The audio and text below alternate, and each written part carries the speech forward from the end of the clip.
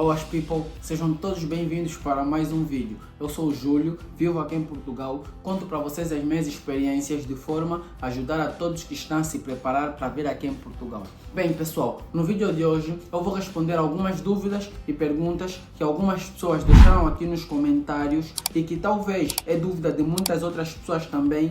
Por isso, ao invés de eu responder de forma individual, resolvi responder com esse vídeo essas dúvidas, porque talvez é dúvida de muitas outras pessoas também. E como informação é poder e eu estou aqui a passar para vocês, eu quero que vocês prestem atenção para evitar fazer borradas na organização dos vossos documentos. Eu estou a vos falar isso, para quem não sabe, eu tratei da minha documentação sozinho e por isso eu estou a passar detalhadamente as informações certas para vocês não cometerem alguns erros que eu cometi, para vocês saberem algumas informações que eu não sabia e fiquei a saber ao decorrer do meu processo. E sem mais enrolações pessoal, passando para a primeira pergunta que diz: Olá Júlio, qualquer membro da família pode financiar no pedido de visto de procura de trabalho e essa pessoa pode ser daqui de Angola? Essa é uma questão que muita gente tem dúvida e gostaria de saber. O que é que acontece? Quando o assunto se trata do financiador, tem duas questões importantes a saber. O financiador ou tem que ser a pessoa que te manda a carta de chamada ou tem que ser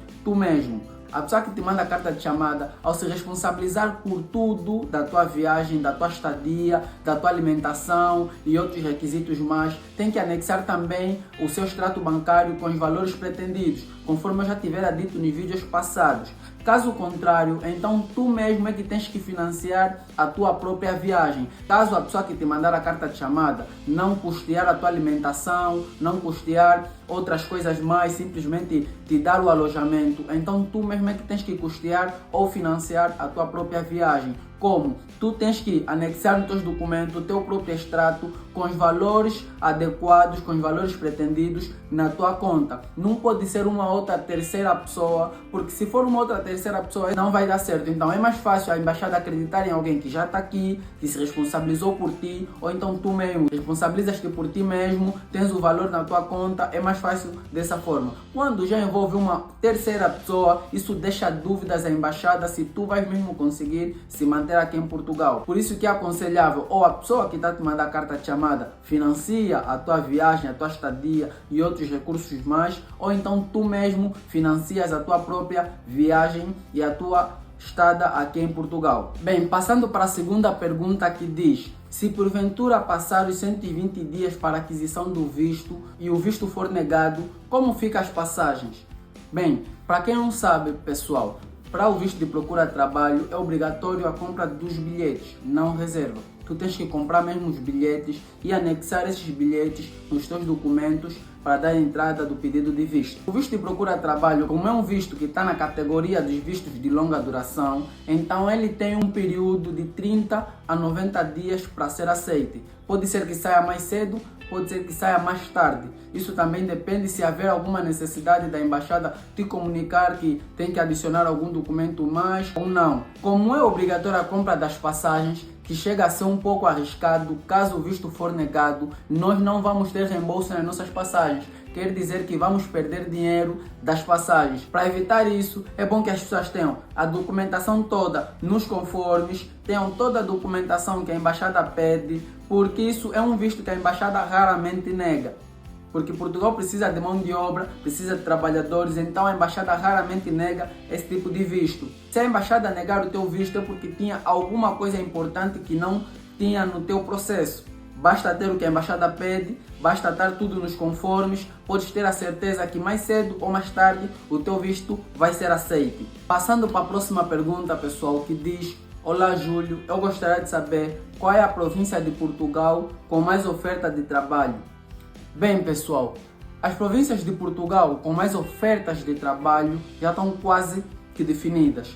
São elas: Lisboa, Porto, Braga, Setúbal. Essas quatro províncias têm mais ofertas de trabalho. Já as outras províncias que também têm demanda em trabalho, está mais virado nas zonas industriais, nas zonas de fábrica, mas não oferece tanto trabalho assim quanto a essas quatro províncias que eu acabei de citar. Então, mais vale viver em zonas perto dessas províncias, Lisboa, Porto, Braga, Setúbal, viver numa das províncias próximas a essas para o arrendamento ser mais barato, mas conseguir trabalhar nessas províncias. Então, fica aí a dica. Nessas províncias você pode encontrar diversos tipos de trabalhos, em obras, em restauração, em fábricas, limpeza, para meninas cuidadoras de idoso. Tem emprego nessas 4 províncias. Nas outras também tem, mas não tanto quanto nessas 4 províncias que eu acabei de citar agora. Algumas cidades como Lisboa, Porto, Braga, devido ao seu nível muito alto de turismo,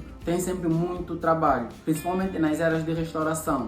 Mas atenção, essas cidades são boas para trabalhar, mas não são boas para viver, pois os arrendamentos nessas cidades são muito altos. Por isso que é recomendável você viver numa cidade próxima ou vizinhas a essas cidades e trabalhar nessas cidades de Lisboa, Porto e Braga. A próxima questão é: para quem já tem os valores na conta por meio de vendas de bens materiais, mas precisa comprovar, como é feita a declaração de rendimentos? Existe um modelo? Não existe um modelo ao certo.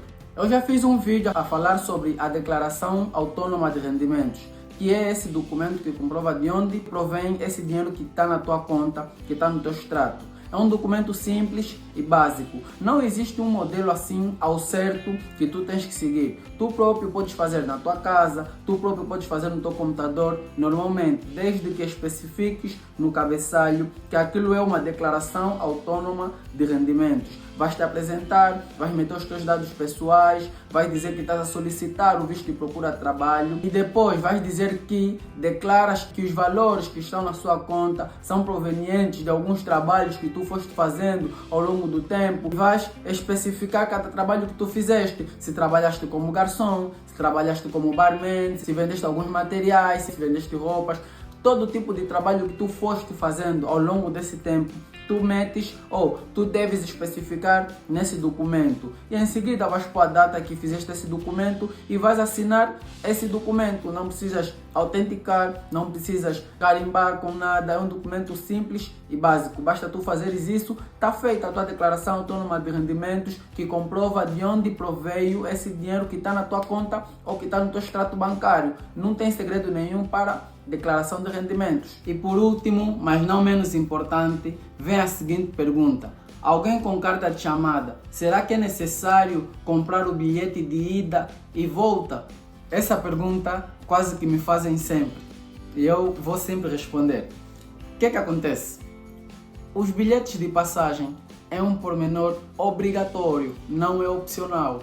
A carta de chamada não garante a viagem, não garante a aceitação do teu visto. A carta de chamada é o documento que comprova simplesmente que tu, quando chegares aqui em Portugal, vais ter um lugar para ficar, um lugar para morar. E essa pessoa que te mandou a carta de chamada se responsabiliza por ti. Não quer dizer que a carta de chamada é o elemento fundamental no teu pedido de visto. Não quer dizer que é o elemento principal no teu pedido de visto.